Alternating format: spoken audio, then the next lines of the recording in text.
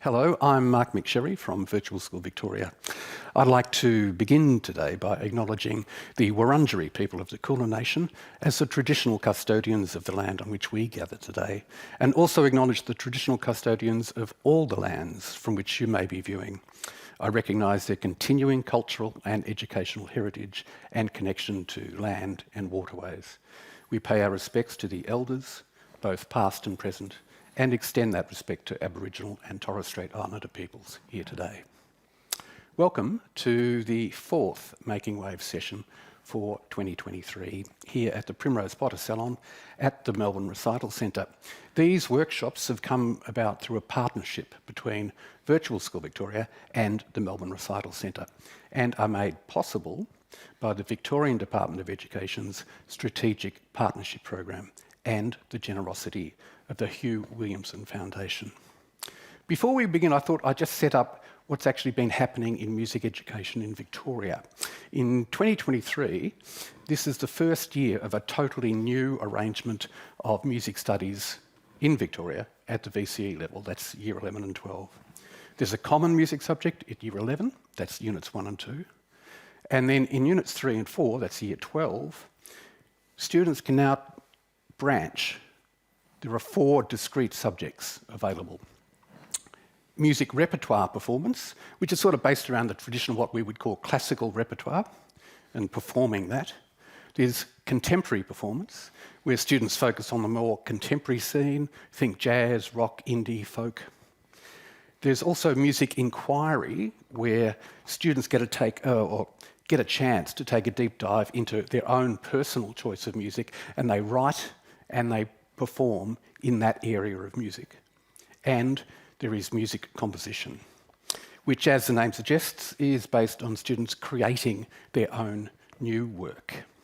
And today, we're excited to have a group of musicians that are renowned for championing new works, that is, new Australian compositions.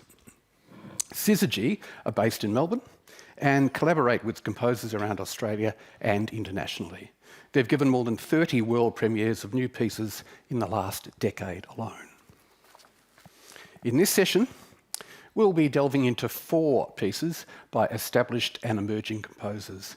I'll be handing over to my colleague, Dr. Dim Dargaville, to run the show, and there'll be a focus on how different starting points and musical concepts can result in some very different but equally fascinating pieces. And along the way, there'll be some discussion about how a group like Syzygy approaches the performance aspect. How do they bring these new works to life? So Tim will lead the deep dive, and we'll get to know a little bit about the individual players. But let's start with some music. The first work is by Perth-based composer Alice Humphreys, written specifically for Syzygy in 2018. It's called Salt and is centred around Alice's personal connection to the sea and how the different processes in the ocean work. It begins with the central question: how are waves made? So, this is Syzygy with Alice Humphreys' Salt.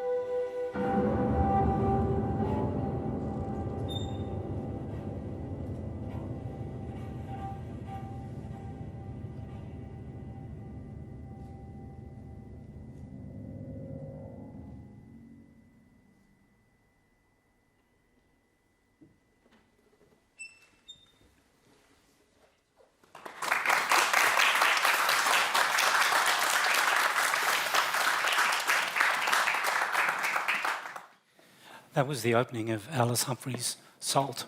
Beautiful, delicate, quiet, still, terrified to breathe out loud kind of feeling, this music. It's got a wonderful sound world.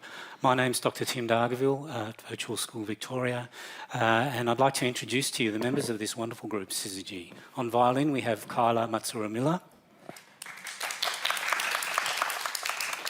On cello, Campbell Banks. Piano, Lee Harold. Clarinet and bass clarinet, Robin Henry. And flute, Leila Engel. So today what we're going to do is, in a sense, get four very different perspectives on creating new pieces, creating music. Each composer represented in the program is an Australian composer living and working at various places around the country. So we have a long history now of Australian new music being developed and commissioned by amazing ensembles and players such as Syzygy. So with each work, we're going to get a little bit of a sense of a segment of it. We're not going to hear complete works in the workshop today, but we're going to get a sort of a window into four very different sound worlds. So I thought I might throw to you, Leila, about before we start talking about Salt and hearing a little bit more of it, perhaps if you could tell us a bit more about Syzygy. How did Syzygy come into being, and why the focus on commissioning so many wonderful new Australian pieces? Thanks, Tim. It's so great to be here. So the beginning of Syzygy was formed from a friendship and a sense of curiosity. Lee and I met at the University of Melbourne while I was doing postgraduate studies, and I had recently moved to Melbourne. Another colleague of mine who was working in the Air Force Band, which was Julia Stopper, we started working together. And I think one of the first pieces that we played, it became apparent very quickly that we shared deep musical rapport and felt a sense of trust with each other, that we were willing to explore new territories, and felt really excited by that idea. Right, so it's sort of interesting then that meeting another musician can lead to a 10-year career with a tremendous amount of new work being commissioned from a whole range of very different sounding composers. What a wonderful happening to occur.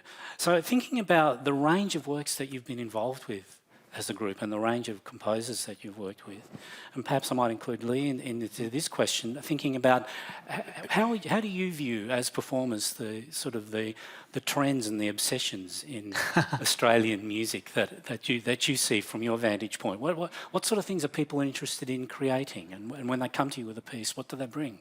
Yeah, well, I mean, stylistically, maybe it's a cop-out to say the trend is that there's no trend, but you know, certainly I was really lucky enough, apart from all the wonderful work we've commissioned through Syzygy, to oversee a big composition project last year at the Australian National Academy of Music, where we had 67 new compositions commissioned in the space of 8 months, each from a different Australian composer, and composers through a whole range of their careers, much like today, you know, emerging composers right through to very, very established composers. And, you know, there was everything from purely graphic scores to other pieces that were fully notated but didn't get above pianissimo, through to big lush piano works that sounded sort of like neo-Brahmsian, you know, through to some pieces, especially some percussion pieces, that were almost more theatre than what they were music, you know. So stylistically, I think there's a wonderful freedom in Australian composition, but in terms of the influences, they all seem to be converging. There's a real desire, I think, from a lot of Australian composers to think sort of outside the very traditional sort of European, British, that sort of, you know, Austro-Germanic box, and to actually look at the influences closer to home in a really profound way, you know, so to explore, for example, you know, our very own music, the music of the First Nations people, and not in a way that invites cultural appropriation, but in a really deep way to sort of understand why music has been made here for so long. You know, what are those processes? What are those influences? What are those emotions evoked? A deep desire to sort of, I guess, to create a uniquely Australian music based on our own inhabitants and also our neighbours in Southeast Asia, and even sort of southern South America. You know, they are our neighbours to a certain extent. And I feel that people are willing to sort of look ever so slightly abroad and also actually look backwards through our history and world history. So it's incredibly interesting, you know, what inspires composers these days. Yeah, and one of the things I notice in what you're pointing out is in many respects, when we're talking about music in Australia, we're actually dealing with an enormous diversity of very different approaches, different views, different sort of understandings and technical approaches as well.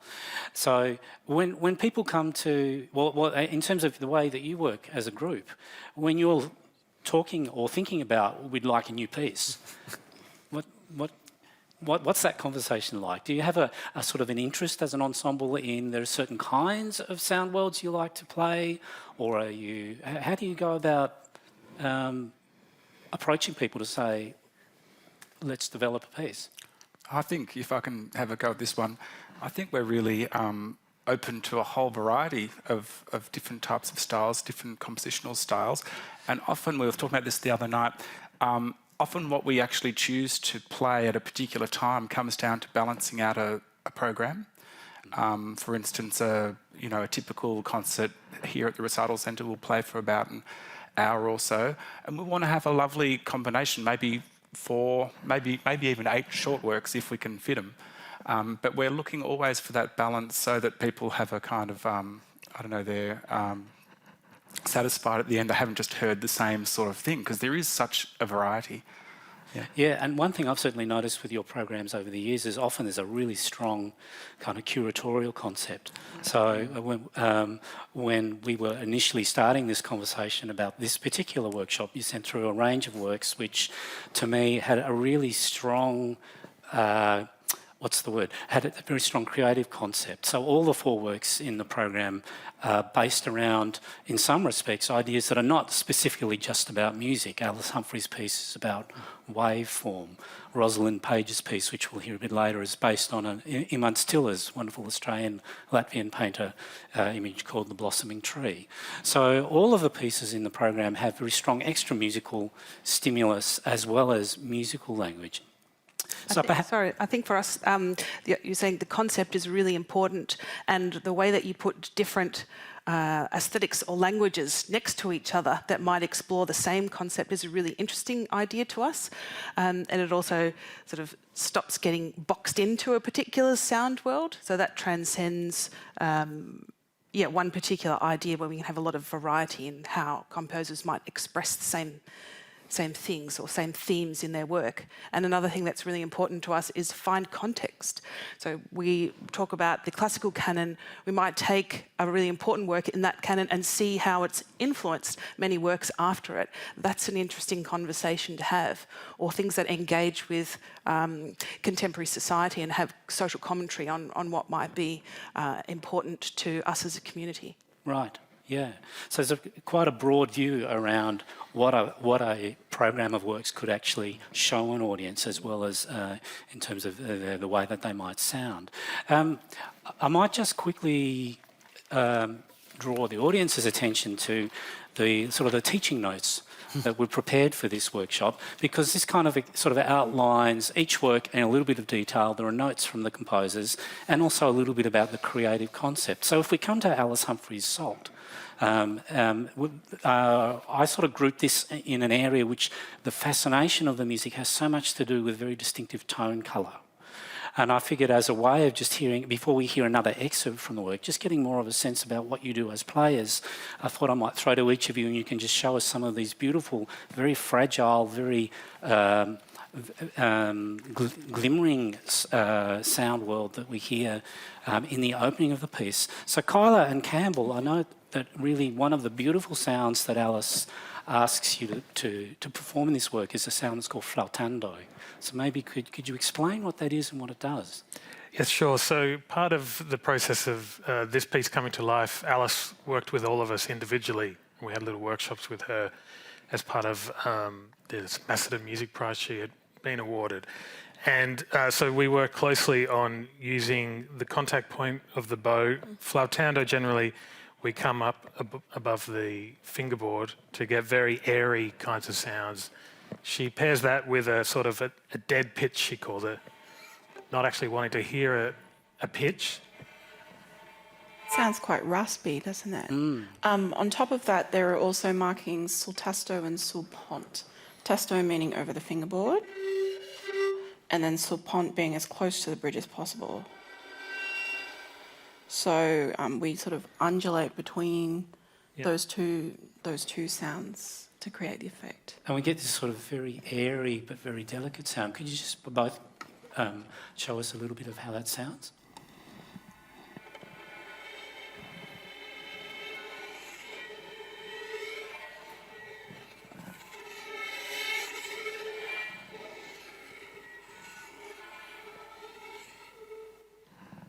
And she writes to be out of sync with each other so that those bursts of sort of air come out individually. Yeah, and this is why I said very early on I was terrified to breathe in that sort of passage because I'm thinking any sound that you make is so easily audible. If we maybe go to you, Layla, you've got something called a timbre trill, which happens a little later on in the opening. Yes, I have it in an airy sound. This is an aeolian sound where you don't hear the pitch either.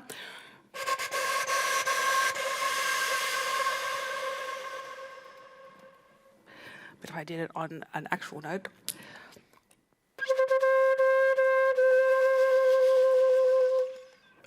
Right, again, sort of introducing this ingredient of air, and rather than dealing with a very full-on pitch sound, we're actually dealing with quite a bit of noise around the pitch. Lee, let's go to the piano because you've got some really interesting objects inserted in here. Yeah, well, I mean, fitting in with this sort of fragile sound world, Alice realised that if the strings and winds are sort of playing on the threshold of audibility, a 9-foot beast like this can just, quite easily crash the party in an unwelcome way. So there's actually, for the first few minutes of the piece, I don't know if it's visible, but she asks for little balls of blue tack to be actually stuck on the strings of the piano, very, very near the pins. And what that does, it retains the pitch of the sound, but it mutes them considerably.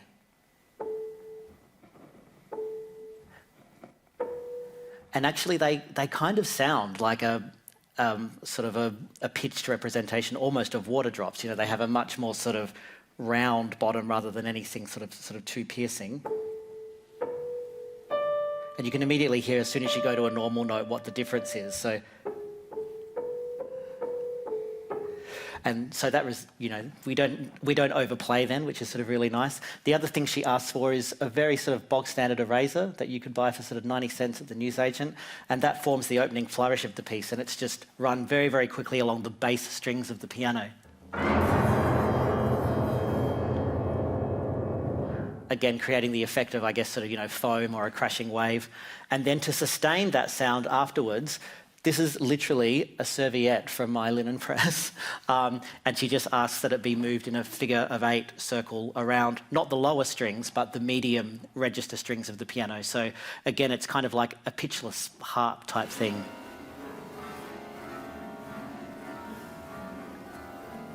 And that's a sound much more in keeping with what the actual string instruments are producing. Yeah. So really, really careful ear for colour. Yeah. From Alice in this work. If you look at the teaching notes, you can see on the second page there's an example of the opening of the score where things are in boxes. So another thing that's unusual about this particular piece is the way you all coordinate because we're not really using standard bars and rhythmic notation, at least in the opening. We're dealing with a much more sort of independent layering of sounds presented in a very different visual sense. I think it would be great to hear a little bit more of this piece. One of the things to note about the way Salt develops is the idea of the wave shape really comes into play.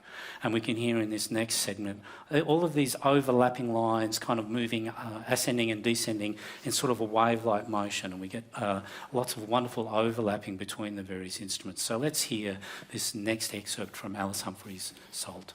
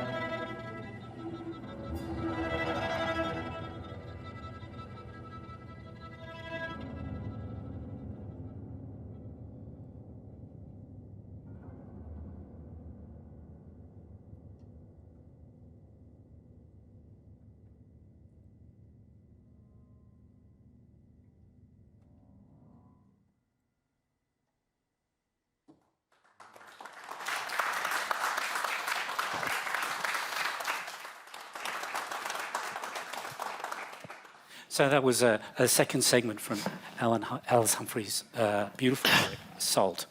We're now going to shift focus to our second composer, Anthony Moles, who's a Sydney-based composer, and his work, The Tower. And I might hand over to Lee to tell us a little bit about this particular piece. Yeah, Anthony Moles is a composer who has since become a very firm friend of the ensembles, actually. As part of this An Amset project that I mentioned earlier, I came across Anthony Moles's work, and in particular this incredible solo piano piece called The Incredible Machine, which is highly virtuosic, written for Zubin Kanga, a very, very wonderful Australian pianist. And at the time, I was a bit incapacitated and I wasn't able to play the work, but I just absolutely fell in love with it. And so a little bit later on, when we received a very generous commission from another composer that we're going to talk about a bit later, Rosalind Page, you can see how everything is connected in the great circle of life.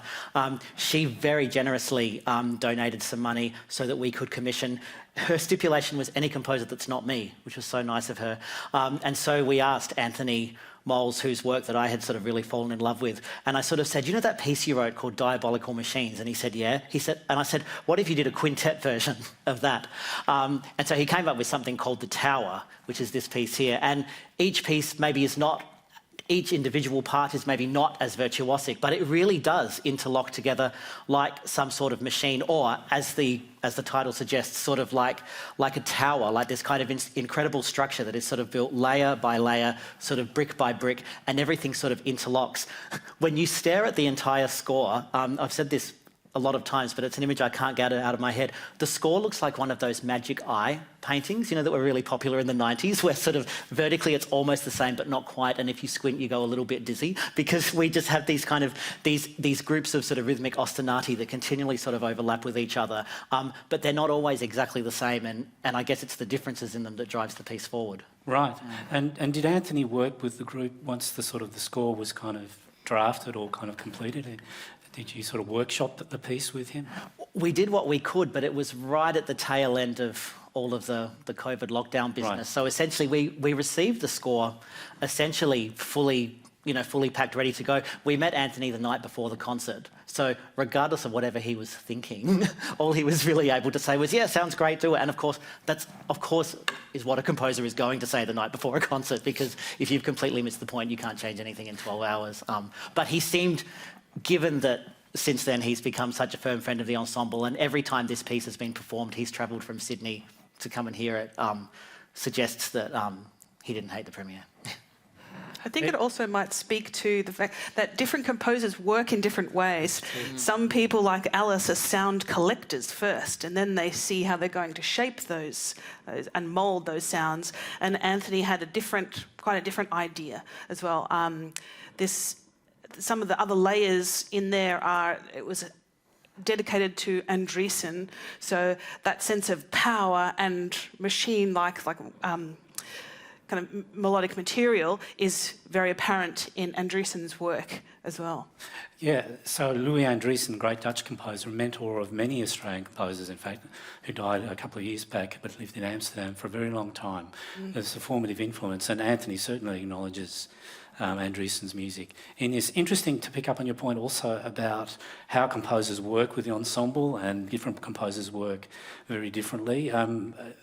Also interesting to reflect about from the composer standpoint, because I'm one of those in the last part of the workshop, about how a composer, how you step back being a composer and actually allow groups to take the music that you've collected for them and shape it in the way that you want to do that. We can talk more about this a little later in the segment. But it's interesting, you must have lots of different working relationships with different composers, and the process for all of this to come together must vary quite a bit. So really fascinating to hear about this.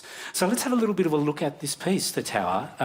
In the teaching notes, you can see that the technique we're focusing on this appropriately is called building with sonic blocks.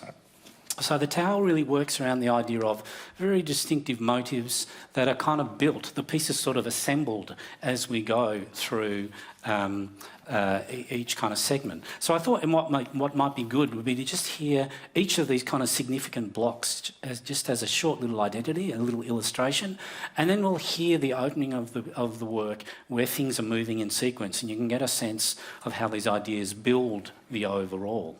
It's a wonderfully dynamic and exciting piece to listen to, and I'm sure it's a hell of a lot of fun to play. So let's just begin with the very, very first idea, which Layla has in the flute, which is bars 1 to 6, if we could. And it's just this opening motive that really sets the scene for everything else that follows.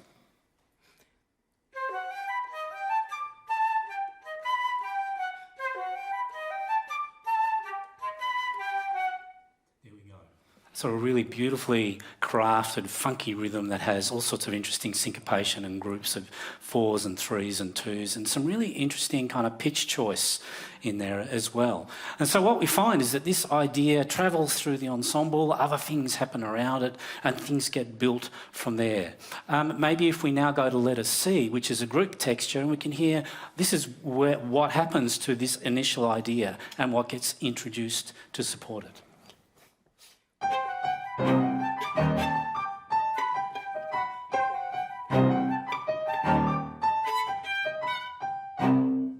Okay, so we get the sense that the shapes are really clear and we're overlapping lots of things on top of each other, and then there's this really nifty bass line that occurs. So as the piece unfolds, what we get really is this idea on top of itself in different places and in different registers.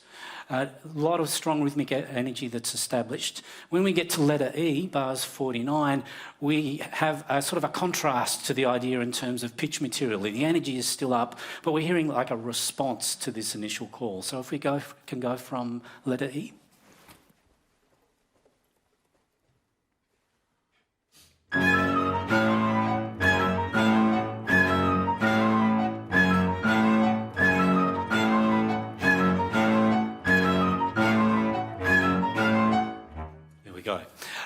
Interesting again to hear that the sort of the relationship of ideas harmonically. We've got a tritone difference. For those of you that might not be aware, tritone is an interval structure that steps outside our traditional major-minor tonality. It's a really interesting one to work with if you want to confuse people's sense of equilibrium and where we are in terms of key.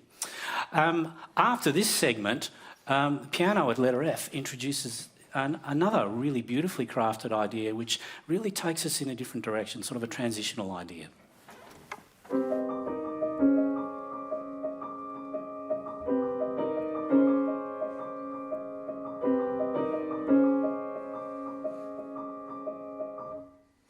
And this then goes off into different directions, and then material comes back.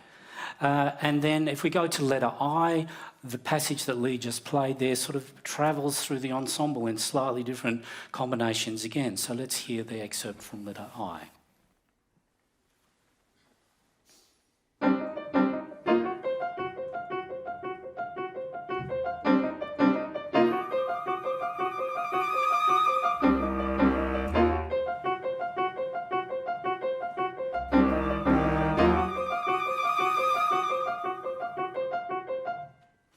So these building blocks really set the scene for the whole work.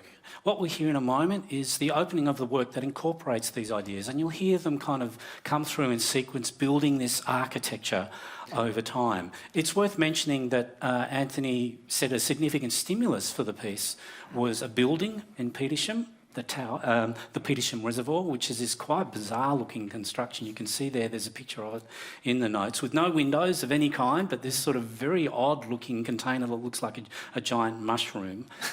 And then additionally, another stimulus, if we're talking about diversity, is the tarot card, the tower, which is a symbol of renewal, with people falling out of the tower and there's flames and explosions and the world is about to end.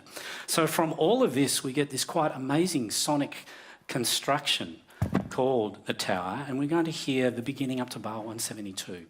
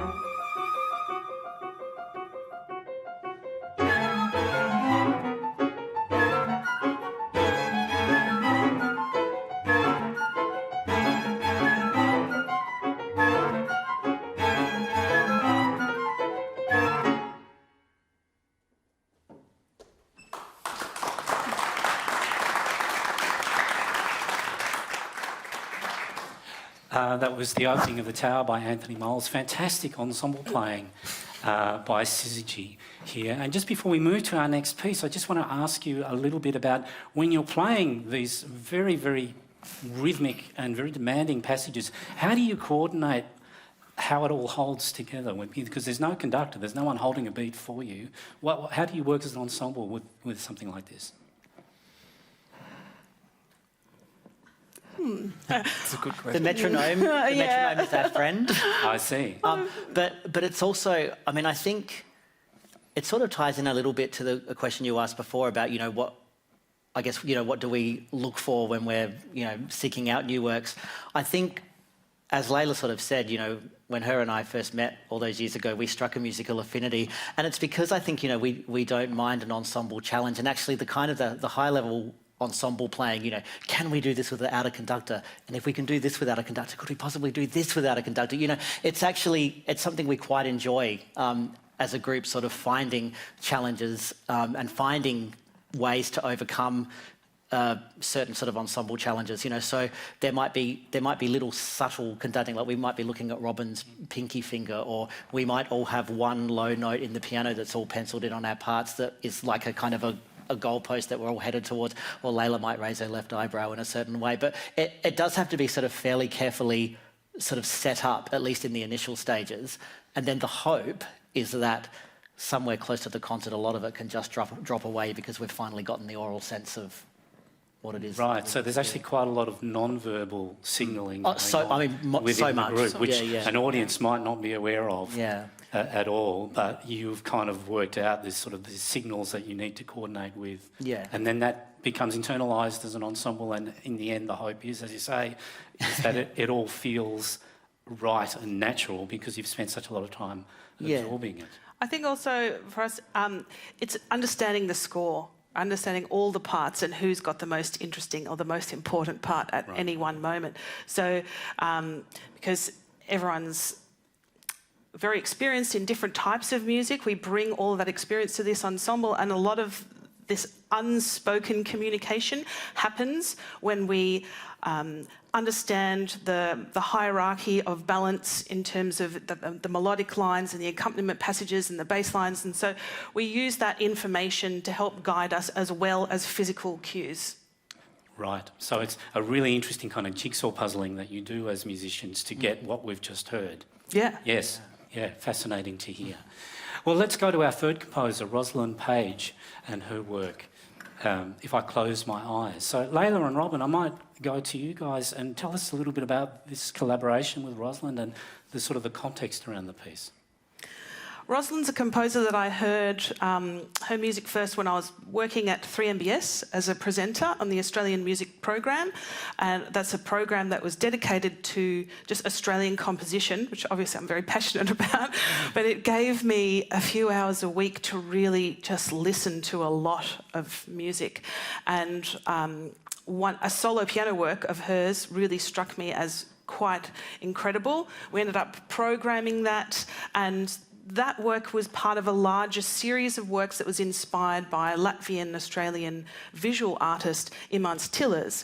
So this concept of a work having multiple parts, like a visual artist would have an exhibition, these chamber music pieces that Rosalind had created as a part of this larger series was really fascinating.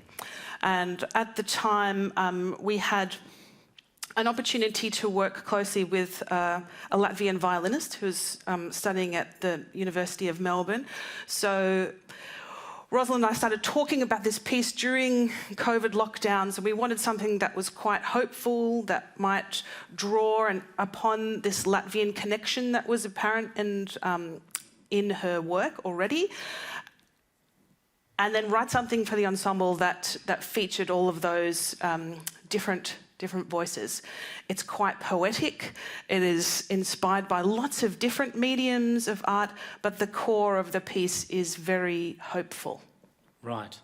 You can see in the teaching notes, in fact, the Imants Tillers painting, The Blossoming Tree, which Rosalind credits as being a significant stimulus for this piece. And there's also, in the score excerpt that's there, you'll note there's a little paragraph of text underneath the piano part there, which actually kind of outlines a very strong poetic idea by another Latvian poet, Visma Belsevica. So it's interesting that Rosalind very much seems to hunt and gather and bring, again, different sources, but clearly her connection to Latvian culture is actually very important to her, and I guess that some of those stimuluses connect here to this piece. So we talked about each work in this program having sort of a focus in terms of the craft of composition. So Alice Humphreys' Salt was about, we looked at tone colour. In Anthony Moll's The Tower, there was this aspect of looking at building blocks made from very strong rhythmic ideas. And overlapping of ideas, building architecture. In Rosalind Page's If I Close My Eyes, one of the things that really struck me about this work is the sort of the choice of pitch and the way pitches work together to create harmonic effect. Now, I hesitate to say that this piece is in a key. Do you think of it as having a tonality, a major or minor key, or how do you experience the way that pitch and harmony work in this music? I'd say a constantly evolving variety of tonal centres. There are certainly, I think you'd call it a tonal work, but it's constantly shifting, which is quite beautiful. Yeah. So in this segment that we'll hear, what I felt when I heard it first time around are these four very distinctly particular harmonic atmospheres, if you like. And there's a technique in a lot of 20th and 21st century music around the idea of the harmonic field. And the harmonic field, the idea is we have a whole set of notes that kind of go together. They're not necessarily connected to a key, but they sound beautiful together and they create this wonderful effect. And I kind of thought this was an appropriate way to think about this particular passage, given this beautiful image of the blossoming tree. And in a sense, we can look at harmony in this piece as being kind of going through a beautiful wander. What's wonderful about the way Rosalind has arranged these notes is that each player is sort of, you connect, but you're all doing slightly different things. So there's a wonderful sort of inter and independence in the way that these ideas relate. So Lee, if I could ask you firstly just to play each of the harmonic fields as they are in the handout. So field number 1 sounds like this. And so this field idea, basically, in a sense, this gives us the sum total of the notes that are there in the music, but when we hear them in the actual music, they're spread out in all sorts of combinations. So this is really like a musical skeleton. Did you start on a B just then? Yeah, okay. So you don't have the concert version one there. That's So we're looking for an A natural minor. Hang on to it. Oh. There we go. I'm all right now. Okay. So our first field in the music, If I Close My Eyes, is kind of, we really hear this between the cello and the piano in a very, very low register. Let's go to the second field, which sounds quite different again. So Lee, when you're ready, let me know. I'll just see if I've got the... I don't have that version. That's okay. Yep. Very chromatic sounding. So the difference between that first scale, which does have a very strong kind of natural minor tonality, and then this particular sound is very, very different. Then field number 3, again, fewer notes and they're more spread out, and this becomes a very distinctive kind of gesture. And then followed by field number 4, another sort of gesture.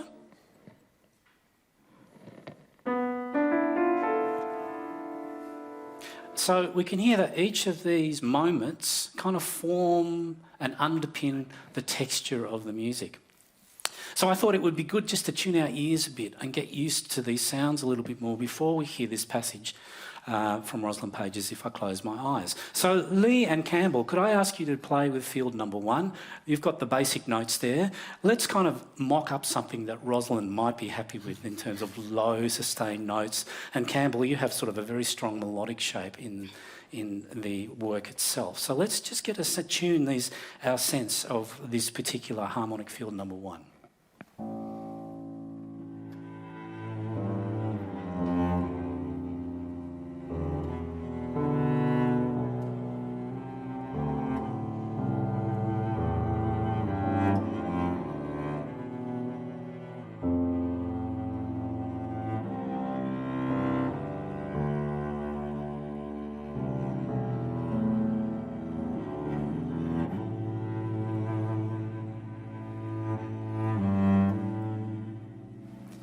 very distinctive atmosphere, very lament-like sound in many respects.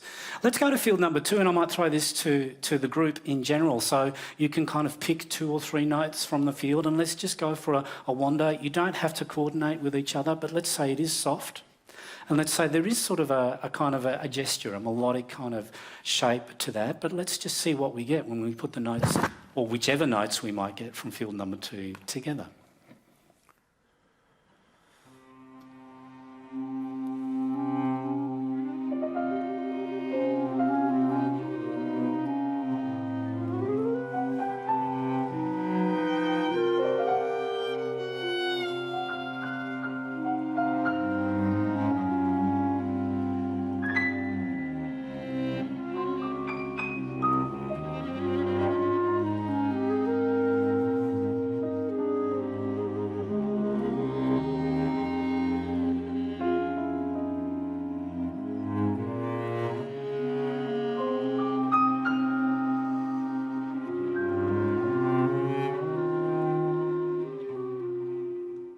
Beautiful, thank you for that.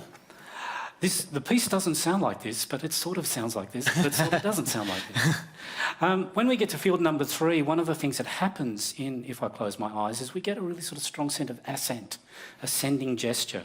So maybe I might put this to, let's say, Robin and Lee and Layla, maybe if we have a little trio of ascents around field number 3.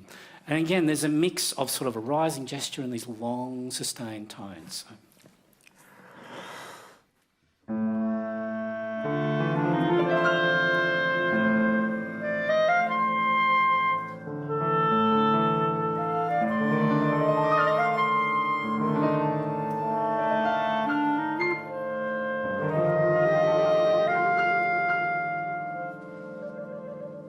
Thank you. And let's build that into field number 4 with everybody, continuing the same idea, ascending and then letting these long tones ring out.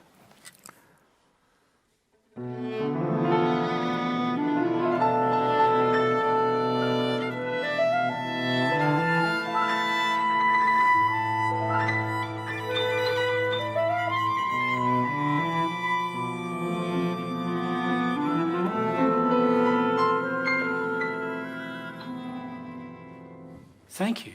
So let's now hear Rosalind Page's If I Close My Eyes. See if you can pick the difference in harmonic field as the music progresses.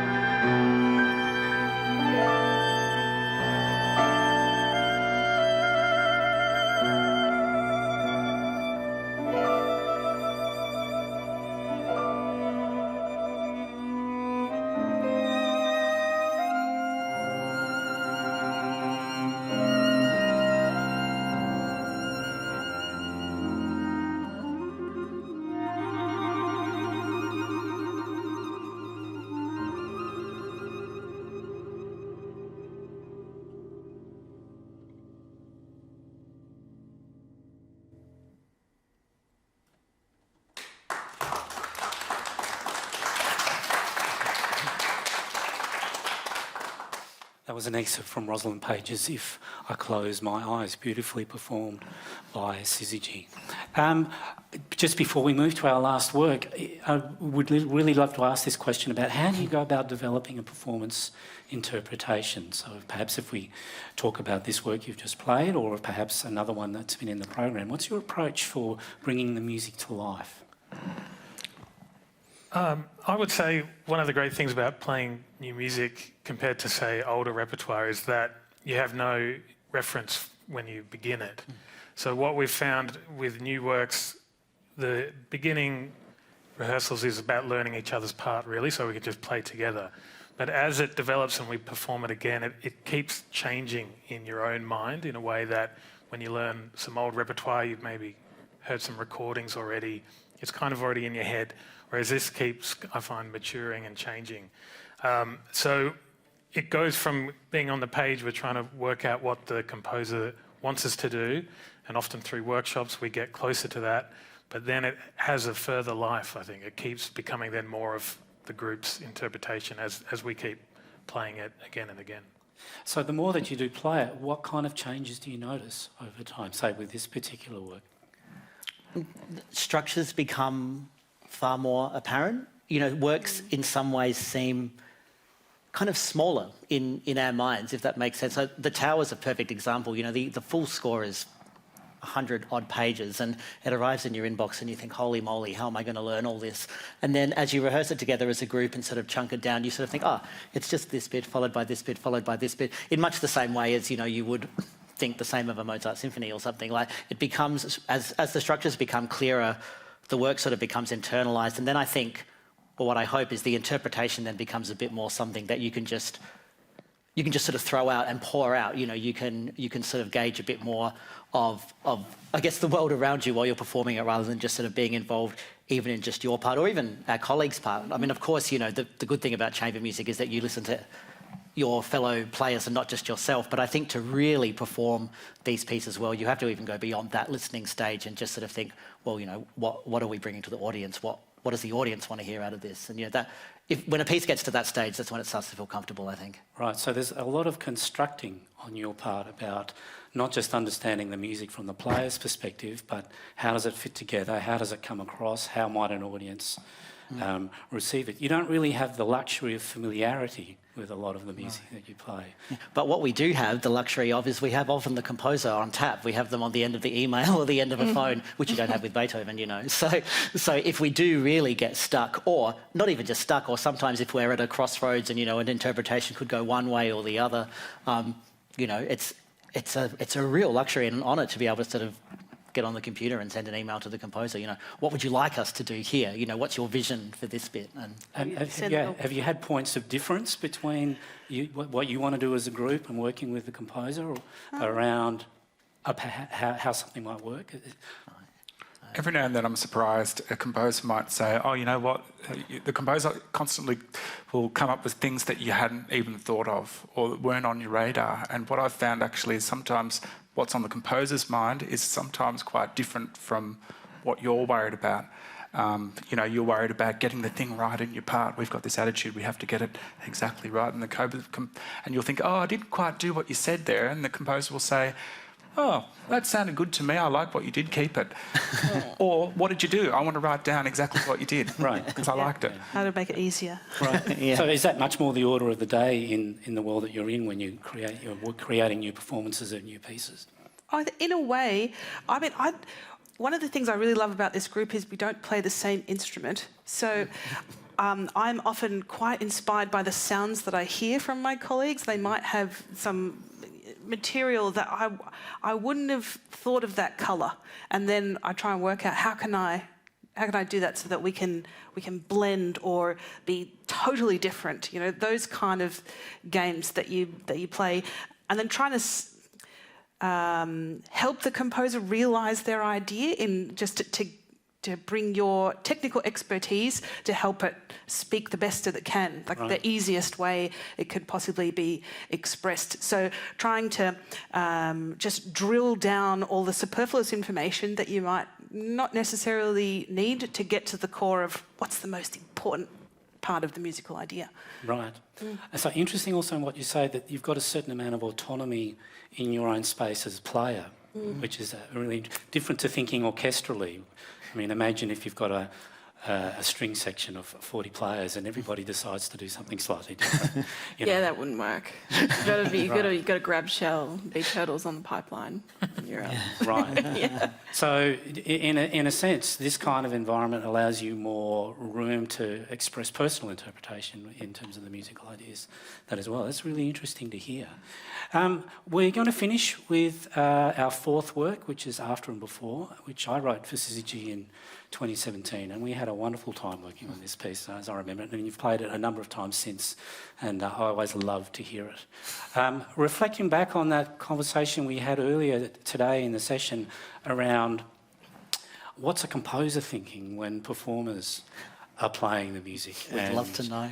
Well, but where do you draw the line? You know, in a sense of what's your involvement? So from my standpoint as composer with this piece, and with other pieces as well, there is a sense of at a certain point you hand things over. And it's one of the wonderful, I certainly now feel it's one of the most wonderful things about creating work for other people to play. But when I was younger, I was probably not so enchanted with the idea of what happens if a performance goes in a really different direction to what you think you would expect to hear. And what I found over time has been actually your point about what's notated on the page. So for me, I tend not to find the performances veer off in really strange directions because I'm hopefully reasonably clear about what's there on the page for people to play. But I also recognise that in many respects, the notion of creating a piece, particularly when you're writing for other people to play, is you do all this wonderful work embodying music. So it does raise a really interesting question about whose music is it, actually. I'd say it's my music in the sense of creating patterns and putting ideas on the page and thinking about organisation and combinations of things and possible intended effects, a little bit like a roadmap for a journey. But what I love about being a composer is that different musicians will bring a different slant to how things might sound, and likewise different groups. So I've had to learn how to kind of back out of the picture. Yeah. So I hesitate to ask this question, really, but it's actually more to do with tell us about After and Before and how you see it as a group, and I'll try not to say anything. Was it okay? You should, Yeah. So I commissioned this piece from Tim because I loved his music, and it was a very personal time in my personal commission for me because it was just after the birth of my first child. And what I really resonated with in Tim's work is the way that all of these melodies intertwine. And I felt like that with my child. You know, our lives were suddenly woven together in a way. And this beautiful sense of this symbiotic relationship, I think was expressed so well in Tim's work. So I asked him to write this piece, and he wrote the piece, and we've played it a few different times, but coming back to something again and again is a central creative concept for this piece. And I think every time we come back to this piece, I'm rewarded again with the beautiful relationship of this group, how equal we are and how interwoven we are, and that to me is such a joyous experience. It's so fun to play, and everyone gets a bit of fireworks as well in terms of virtuosic playing in there, as well as some very expressive moments which really utilise the lower registers in the alto flute and the bass clarinet. But at its core, I think we really want to do the best job that we can do to honour the composer's ideas, and I hope that we are bringing that for you. Oh, no pressure. It's really interesting to hear you say that, because we've never actually, it's interesting, you work in a very short period of time, and then often these extended conversations don't happen at that moment. And it's lovely to hear that the piece has grown over time in your sort of understanding of it. Just a quick picture from me about why I chose, or why we talked about putting this into the workshop, and why what the idea behind After and Before is. Really, this piece began as two very different pieces.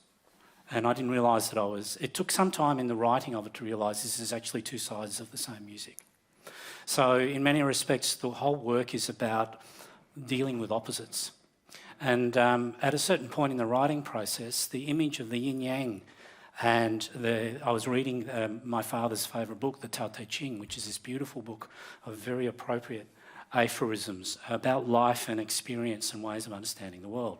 And I realised I had in front of me two very different pieces, but they're actually all based on the same material. And so this notion of the complementary, the whole being made out of two opposites, and yet the connections between the opposites are symbolised in the little dot in the yin-yang. The seed of the other is within the half of that symbol. So that became a really beautiful sort of organising principle. So I wanted to just kind of give you a little bit of a picture about how this plays out in the music, because it was, in many respects, the most challenging piece I've ever had to write, because dealing with the idea of creating something from opposite ends of the spectrum but integrating it into a whole was something that I found a real challenge, but I really feel very connected to this piece because of that. So you guys actually gave me a very meaningful and difficult experience in the creation of the work. So what I wanted to do was just to give you a taste of how this opposite idea plays out, because it plays out on lots of different levels. So we're just going to play just a few snippets of the opening first movement. There are two movements. They're essentially, and I didn't plan this, but they're essentially the same duration as each other. And at a certain point in each movement, there's a premonition of the other movement, if that makes sense, at around about the same point. You think I could structure that? No, but it somehow arrived. So I must have tapped into something cosmically that said, I think you're on the right track here, Tim. So if we just kind of look at the first movement, because this is where all the ingredients occur, we begin with a very, very sparse and delicate piano idea that has nothing to do with what follows. So Lee, if you can just give us a little taste of that.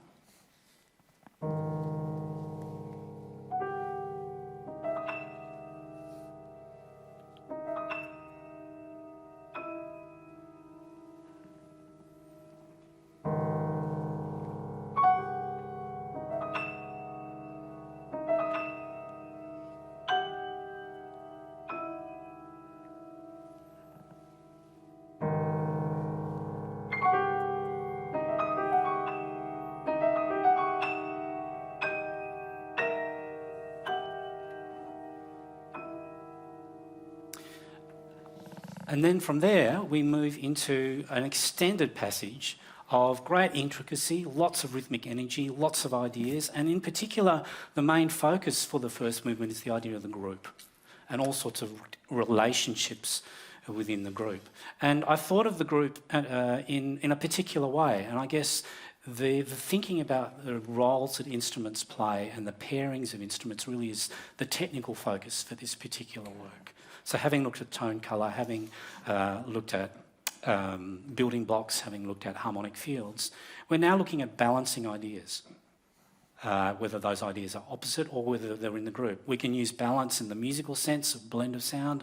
We can also use balance the idea of where relationships are. So with this first movement, I kind of paired instruments into strings and winds, and we get this sort of relationship of pairs between you, and then piano kind of weaves its way through the middle. So let's just hear the opening bars 1 to 7. You can hear that in this texture, Lee sets up the engine room of the music, and then Layla and Robin introduce sort of a more extended idea, which Kyla and Campbell pick up on the tail of.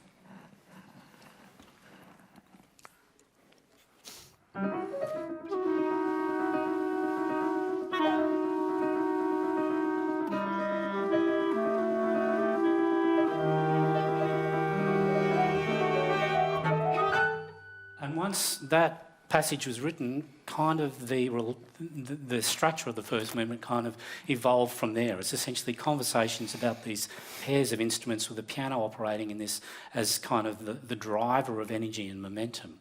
Let's go Let Us See then, which is the next treatment of that same combination.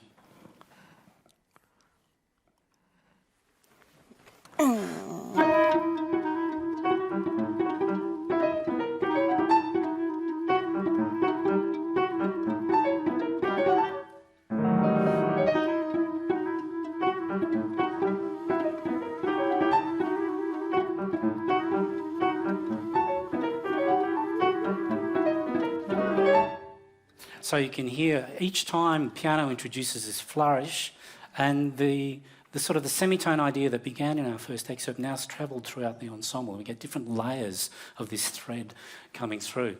Let's go to letter E, which is again the same sorts of ideas, but again in a different scoring, much more dramatic, much greater range. Letter E's bar 88 to 95. Yeah, 88.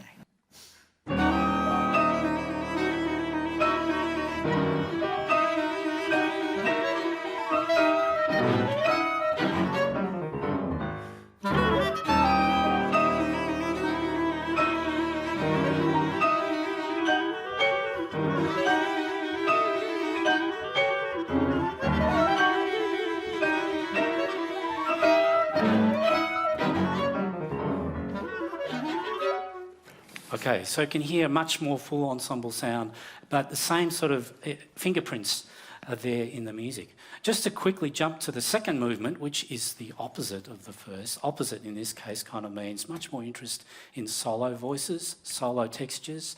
The piano that plays such a big foreground role in the first movement sits with a very beautiful, I hope, backing, which takes that initial flourish and instead of playing the notes one after the other, stacks them on top of each other as a chord. And so what I did really in working with the second movement was try and find as many different ways of finding opposites to things that were in the first movement in terms of dynamics or texture or chords or ideas that were once horizontal and now become vertical. So maybe if we could just hear a tiny little bit of letter E at bar 123, and then we might just hear the opening of the first movement.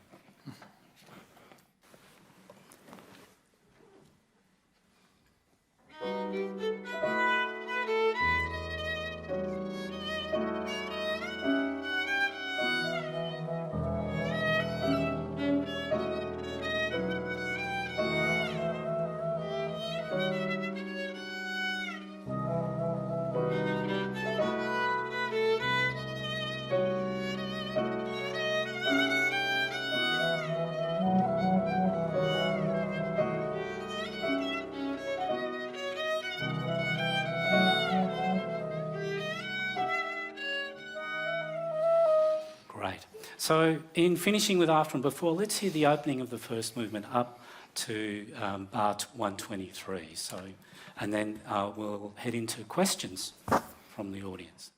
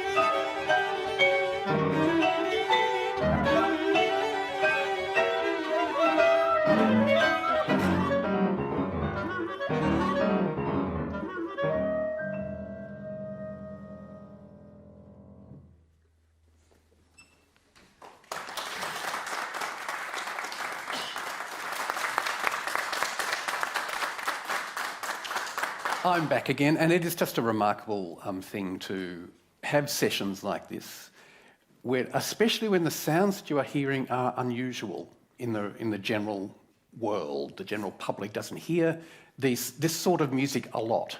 But what really gets me is that as soon as people start talking about it and understanding things about the music, it becomes new.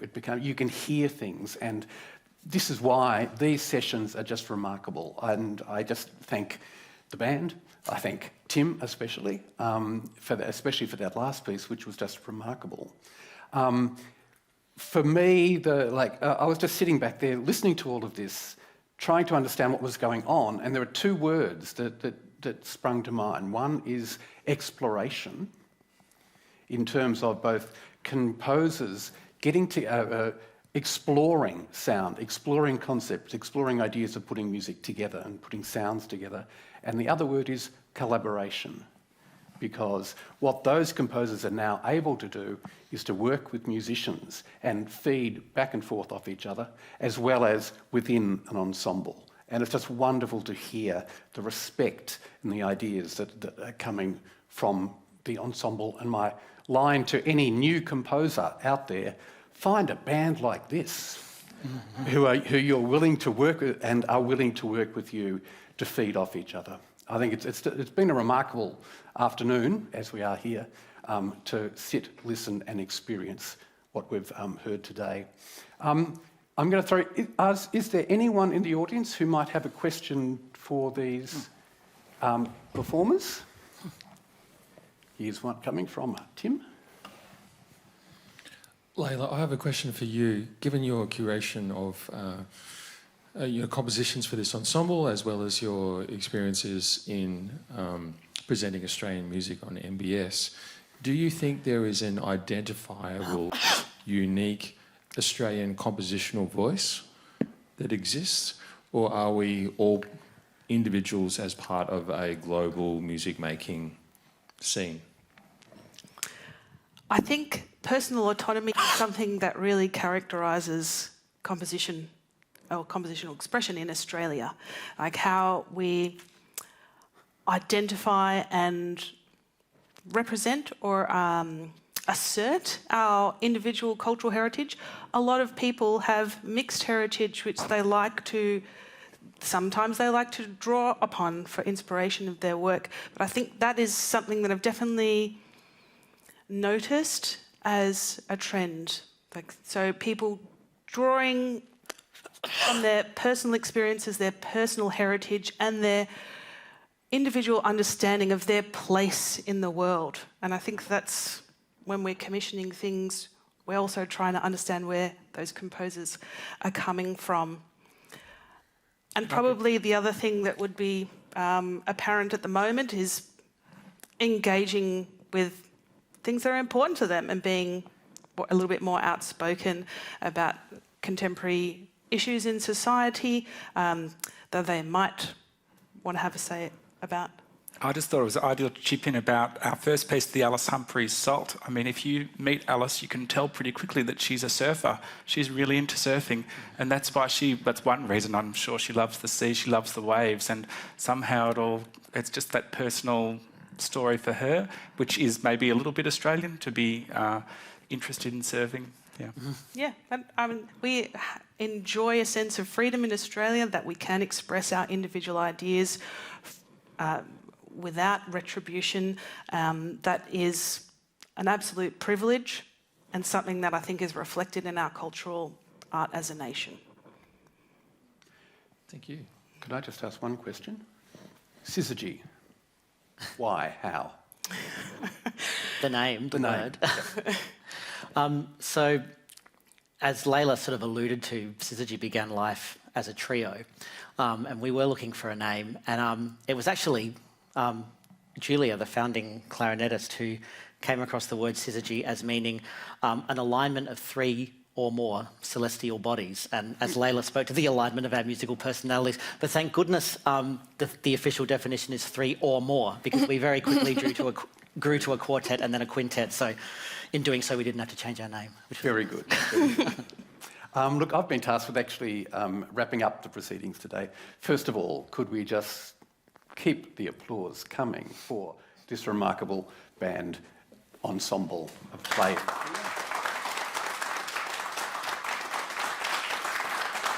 And also, today especially acknowledging the insight and brilliant work of our facilitator today, Dr. Tim Dargaville, who has just opened up.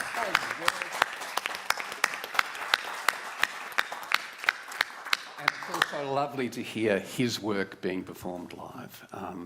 Proud to call him a colleague and friend.